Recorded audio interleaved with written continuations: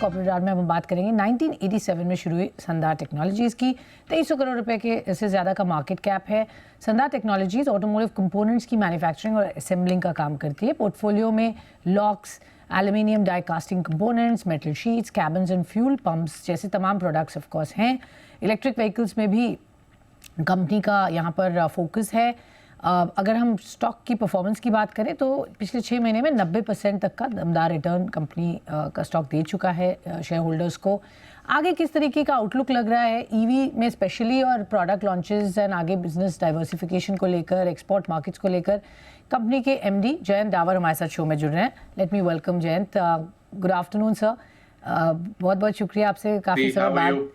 Wonderful sir, बहुत समय बाद बात हो रही है। मैं ये जानना चाहती थी अभी लेटेस्ट जो रिपोर्ट्स आ रही थी स्पेशली टेस्ला से जुड़ी हुई थी, तो आपके नाम ज़रूर उसके साथ जुड़ता है क्योंकि आप ऑलरेडी उनको मेक्सिको प्लांट में आप सप्लाई करते हैं टू वाइपर सिस्टम। तो अब जब टेस्ला भारत आ रहा है तो एक अपॉर्चुनिटी की तरह हम उसको देख सकते हैं आपके लिए। तो कुछ वहाँ पर डेवलपमेंट्स हैं that you would like to share with us sir? Swati, Tesla एक ऐसी कंपनी है जो सप्लायर्स को या ये कम्युनिटी को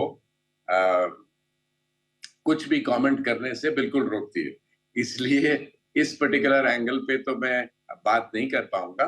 ये बता सकता हूं कि टेस्ला की आने की उम्मीद जो पहले थोड़ी थी वो बढ़ गई है और आशा करते हैं कि जो हमारी सरकार है जो उनके लिए उनको अपॉर्चुनिटीज इंडिया में दे रही है, दिखा रही है, उससे इंडिया में इलेक्ट्रिक व्हीकल्स की जो आज फ्लेवर ऑफ द मंथ चल रहा है उसमें काफी बढ़ोतरी होगी और टेस्ला पूरे इंडियन ऑटोमोटिव लैंडस्केप को एक नए तरीके से एक नया ट्रिगर बनाएगा। और यहाँ पे अपॉर्चुनिटी इमेंस है आपने कहा, तो मैं थोड़ा सा इसको क्वांटिफाई आपसे करवाना चाहूँगी। बिजनेस अपॉर्चुनिटी के पॉइंट ऑफ व्यू से कितना बड़ा होगा आपके लिए, और उसी के साथ मैं ये भी चाहूँगी कि आप अभी फ़िलहाल कितना टेस्ला को सप्लाई करते हैं और आगे, और ईवी स्पेस में आपकी अभी प्रेजेंस कितनी है और आगे वो आप कितनी बढ़ सकती है? जैसा आपने कहा फ्लेवर ऑफ द सीजन है तो क्लियरली डिमांड यहाँ बढ़ते हुए नज़र आ रही है। अभी तो बढ़ते हुए नजर आ रही है। टेस्ला के बारे में और उनकी डिटेल्स के बारे में मैं ज्यादा नहीं आपको बता पाऊंगा। ये हमारे एक्सक्लूसिव कॉन्ट्रैक्ट्स हैं जिसमें हमारी लिमिटेशंस हैं, उसके बारे में हम कितनी बात कर सकते हैं। इतना जरूर बता पाऊंगा कि जहां तक इलेक्ट्रिक मोबिलिटी का सवाल है उसमें सांधार की बहुत लंबी सोच है और उस लंबी सोच में 2 एस्पेक्ट हैं। एक वो पार्ट जो हम बनाते हैं जो हम हर व्हीकल को देते हैं, तो चाहे वो इलेक्ट्रिक हो, चाहे वो आईसी इंजन हो, चाहे वो किसी भी तरह की पावर ट्रेन हो, उस व्हीकल्स में हमारे वो पार्ट जाते हैं। तो वो तो चल ही रहा है, पर उसके अलावा जो हमने ईवी स्पेसिफिक प्रोडक्ट लाइंस तैयार की हैं और जो सप्लाई करना शुरू किया है, चाहे वो मोटर कंट्रोलर है, चाहे वो चार्जर्स हैं, चाहे काफी सारे ऐसे आइटम्स हैं, उसमें हमें वो एक्स्ट्रा पुश और एक्स्ट्रा ग्रोथ की अपॉर्चुनिटी मिल रही है और जैसे जैसे इनकी वॉल्यूम्स बढ़ेंगी उसमें संधार को उसका पूरा benefit in the long term मिलने की पूरी उम्मीद है। हमारा एस्पेक्ट यही है कि इररिस्पेक्टिव और agnostic to the powertrain, हम जो भी पार्ट बनाएं या जिस भी तरह की गाड़ियां इंडिया में बिके, चाहे वो कमर्शियल व्हीकल्स हों, पैसेंजर व्हीकल्स हों, मोटरसाइकिल्स हों, ट्रैक्टर्स हों, उसमें हमारा जो वॉलेट शेयर है वो साल पर साल बढ़ना चाहिए। तो उसी उम्मीद के साथ हम काम कर रहे हैं और आशा करते हैं कि जैसे ग्रोथ दिख रही है, जैसे पिछले वर्ष में दिखी, जैसे इस वर्ष में दिख रही है, ये जो है और एक्सेलरेट हो। Okay, sure. सो कंसिस्टेंट ग्रोथ की तरफ आपका फोकस है जैसे आप बता रहे। प्रोडक्ट्स के पॉइंट ऑफ व्यू से और व्हीकल सिक्योरिटी सेगमेंट, वहाँ पर हम काफ़ी आपका एक्शन देख रहे हैं, इनोवेशन देख रहे हैं। किस तरीके का opportunity again smart lock systems की तरफ आप देख रहे हैं, मार्केट की जो ट्रांजिशन हो रही है और उसकी वजह से आपका बिजनेस में स्पेशली ये सेगमेंट में कितना फोकस और ग्रोथ देखने को मिलेगा? स्वाति, इसमें काफी फोकस है। बिकॉज जो नॉर्मल मैनुअल ताले लगा करते थे हमारी गाड़ियों में और मोटरसाइकिल्स में, उसकी कीमत करीब 300 से 500 रुपए हुआ करती थी। और अब जो स्मार्ट लॉक्स हैं, इनकी कीमत शुरुआत ही 2000 रुपए से होती है।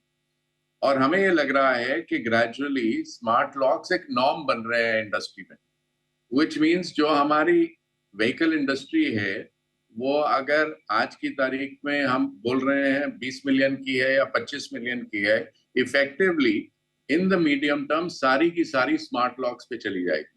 और जब स्मार्ट लॉक पे जाएगी तो ऑब्वियसली आप सोच सकते हैं कि 500% तो रेवेन्यू में इजाफा इस मार्केट में मिलेगा ही। उस पर्टिकुलर केस में वॉल्यूम्स के हिसाब से हम इंडिया में लार्जेस्ट हैं, एंड देयरफॉर वी फील कि हमें उसका बेनिफिट जो है वो इफेक्टिवली मिलेगा।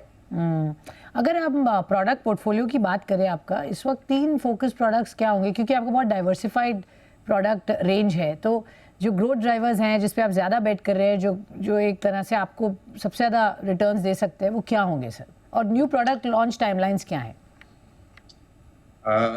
स्वाति, 3 एरियाज में हम डिवाइडेड हैं लार्जली। एक हमारा शीट मेटल का बिजनेस है, जो हमारा लेगेसी बिजनेस है, जिसमें हमारी ग्रोथ शायद आज सबसे ज्यादा हो रही है।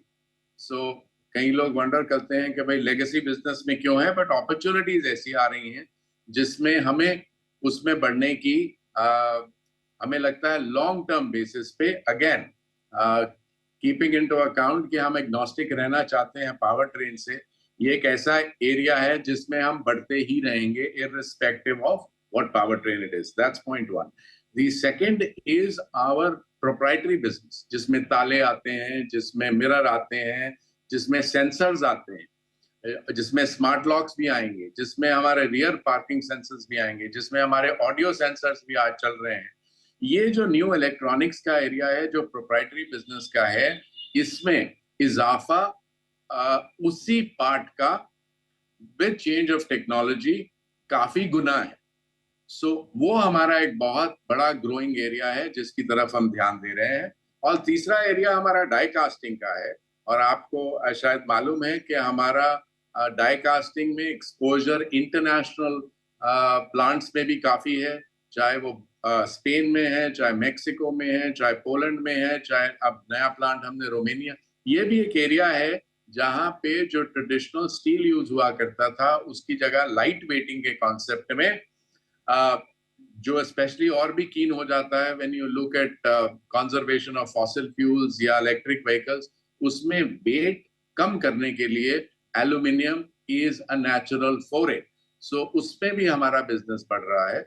सो ये तीनों एरियाज अगर आप देखते हैं, कैबिन एंड फैब्रिकेशन तो वैसे ही शीट मेटल का पार्ट है जिसमें हम मोस्ट डाइवर्सिफाइड प्लेयर है इन इंडिया। राइट। और आपको मालूम है कि गवर्नमेंट की नई पॉलिसीज के हिसाब से जहां पे इंफ्रास्ट्रक्चर पे बहुत जोर दिया जा रहा है, राइट, कंस्ट्रक्शन इक्विपमेंट में बहुत इजाफा हो रहा है, और वो एरिया एक ऐसा एरिया अगेन हमें लग रहा है कि हमें उसमें बहुत अपॉर्चुनिटी है। तो तीनों एरियाज जो हमारे मेजर डिविजन्स हैं, उन तीनों में ग्रोथ हमें आगे दिनों में बहुत अच्छी आने वाली दिखती है। ओके, तभी भी सर आपने बड़ा कंजर्वेटिव ग्रोथ प्रोजेक्शन रखी है, 20% आप कह रहे हैं, जबकि डिमांड अच्छी है। तो आप यूजुअली क्या अंडर प्रॉमिस ओवर डिलीवर की फिलॉसफी में बिलीव करते हैं? ये रिवाइज होने वाली है?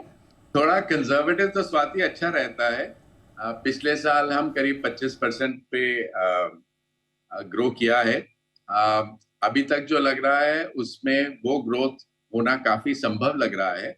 अब इसमें कोई अकस्मात सी चीज हो जाए तो उसमें हम कुछ कह नहीं पाएंगे आज की तारीख में। बट मुझे लगता है कि जो ग्रोथ हमने की है, मुझे अभी कोई ऐसा रीजन नहीं दिखता कि हम वैसी ग्रोथ अभी कंटिन्यू ना कर पाए। तो मेरे हिसाब से अभी तो मार्केट भी बेटर हो रही है, एनवायरमेंट बेटर हो रहा है।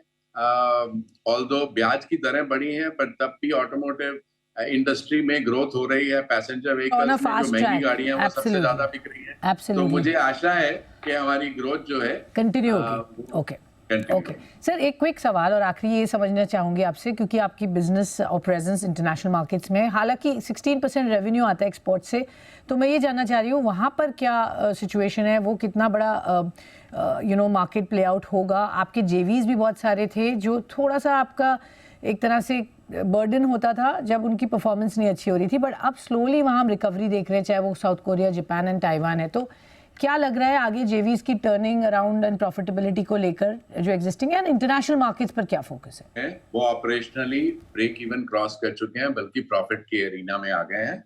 और जो आपने सही कहा, हमारे पे एक बोझा था वो जॉइंट वेंचर्स का, जो हमारी इंडिविजुअल स्टैंड अलोन एंटिटी को के प्रॉफिट्स को वाइप आउट करता था, वो अब टाइम खत्म हो चुका है और ये बोझा नहीं रहे।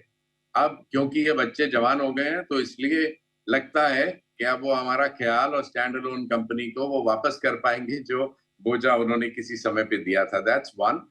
From an international perspective, Europe लोग बोल रहे हैं स्लो है, बट हमारे यूनिट्स में तो हमें ग्रोथ दिख रही है और काफी जोर की ग्रोथ दिख रही है। रोमानिया में हमारा नया प्लांट आया, उससे हमें और एक्रेडिटिव रेवेन्यू भी मिल रहा है और प्रॉफिट भी आ जाएगा। मेक्सिको की ग्रोथ जो है वो इंटरनेशनल ऑपरेशंस में आज सबसे आगे है। तो हम काफी बुलिश हैं आज की तारीख में और एस्पिरेशनल है कि जो हमें दिखाई दे रहा है for our kind of components, irrespective of where the market is, हमारी ग्रोथ अभी हमें काफी श्योरिटी पे दिख रही है। कि ग्रोथ आपकी प्रॉस्पेक्ट्स स्ट्रॉन्ग हैं, even international markets turn around या जेवीज टर्न अराउंड हो रहे हैं, तो क्लियरली यहाँ से पॉजिटिव आउटलुक ही समझ में आ रहा है आपकी कंपनी का। बहुत बहुत शुक्रिया सर हमसे जुड़ने के लिए और हमें समय देने के लिए। Thank you always. Thank you sir. All right, तो ये थे संदार टेक्नोलॉजीज के मैनेजमेंट हमसे बातचीत करते हुए।